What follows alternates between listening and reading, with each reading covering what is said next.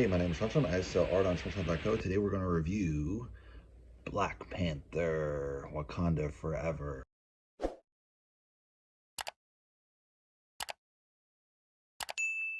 So this is a film directed by Ryan Coogler, also the writer-director, so it's a nice tight fit on the story usually versus having too many cooks in the soup, so to say. Time is 2 hours, 41 minutes. It's actually way longer than my hour and a half, but I think the story kind of line justifies it, and it's very typical for these tentpole type of properties. You go like these long movies, so I definitely wouldn't get your Coke if you have a weak bladder, because you're definitely going to want to go in the middle. I was kind of dying a little bit in the end, but I was like, I gotta have popcorn with this kind of film, right? Actors are Letitia Wright plays Shuri, Lupita Nyong'o plays Nakia, Danai Gurira plays Okoye, Winston plays Mabaku, Angela Bassett plays Ramonda, Tenoch Huerta plays Namor. So this is a follow-up to the Black Panther, and they kind of had to deal with the sense that the actor died, so they kind of incorporate that in the story as far as the character Black Panther dies. And then a new civilization discovered that owns vibranium, and in the end, it kind of goes at a head-to-head battle with Wakanda. So it's a really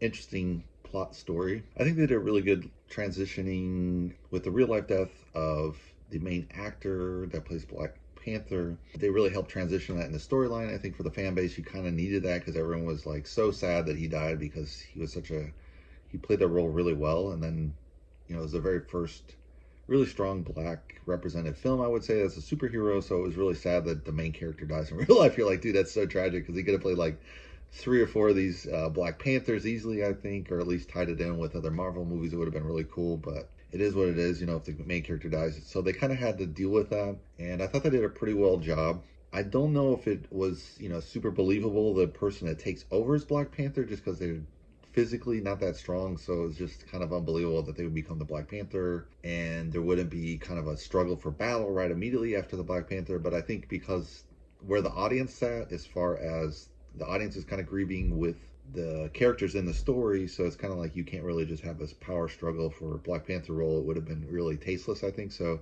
the way they handle is probably the right way to do it. It was interesting too, once the Black Power comes, they figure out how to bring it to about another Black Panther. She sees the bad Black Panther in the afterlife, and it's really bizarre. Versus, obviously, they can't show the main actor because he's dead, but so it's a little strange to have him in there, and you're like, oh, that's kind of cool to bring that guy back. He was such a great twist on the Black Panther and kind of destroying the whole Black Panther culture. That really, showdown between African culture and African American culture. There's a lot of tension there because a lot of, obviously, Africans sold Africans to the Americans, so they kind of participated in the slave trade as well. So there's always this kind of dirty past between Africans and African Americans, I would say. The other really nice thing was there's a lot of surprise deaths, I would say. It's some of the major characters in the movie, so that kind of added a lot of additional weighting.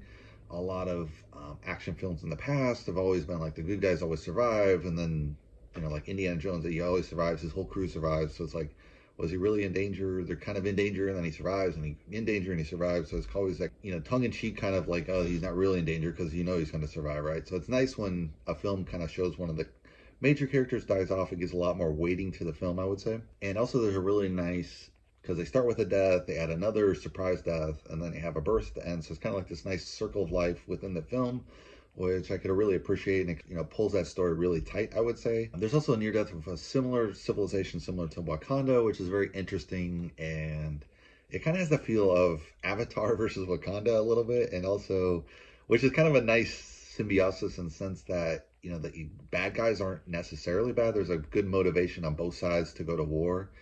And this is true of any war in reality as well. There's always 2 sides to each story, and why the people just kind of get agree, and it just goes further and further, escalates into a war, right? Although I don't know if you could justify Russia invading Ukraine, but I kind of get why that war broke out. And the same thing here, you'd see why the Mayans that live underwater go to war with Wakanda. In the end, you get a really good understanding of that. So they set that stage up really nice, versus just having the pure baddie baddies like in Star Wars, which it's a nice story as well, the good goodies versus the baddie baddies, but it's a little bit, a gray kind of story is much better, I think, versus a black and white kind of extreme evil and bad. I also like how they really developed this story of these Mayans living under the sea. It had a really poignant feel and pulls you in as an audience member to really really had a lot of attachment to the Mayans, and then at the same time you're like, ooh, are the Mayans the good guys? Are the Wakandans the bad guys? You know, it's kind of like that twist in the story, which adds a lot of weighting to it, and really kind of a cool thing in the sense they both have vibranium, so Wakanda really doesn't have an advantage like it does over other superpowers in the world because vibranium is the strongest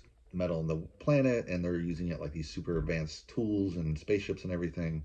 So, and these mines come with like these underwater ships, and it's really cool as well. So it's kind of nice. It's kind of giving power back to disenfranchised minorities in the sense in the American society, but also globally. You know, both those societies were really downtrodden by the colonial powers.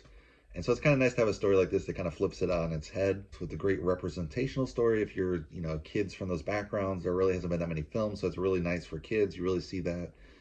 I mean, I remember the first Black Panther was such an emotional impact for those kids, and you're like, wow, you just see it when you went to the movies. And you get a little bit of this here. You see like people bringing their families together, and it's really cool with a film that can really pull people together. And if anyone's like a real car buff, you're gonna be really pissed when they trash this really nice classic muscle car in the film, and then they put it back together supposedly. But you know, that's anytime they use these classic cars and trash them, especially like say the Fast and the Furious, you can really see like, oh my god, they're just like trashing these beautiful cars and they're works of art. You know, if you're a mechanic, you're just like, oh, you're probably just like, oh, you know, you feel sorry for the car owner that sold his car to the movie, but it is what it is. It kind of makes the story a little more in depth. I think they could have done a little bit more there because it was this little girl's father's car, and it would have been cool if they kind of had a flashback scene with the little girl working with her father on that car, and then later you see the car get destroyed. It would have been way more impactful besides just being a really cool looking car from the past.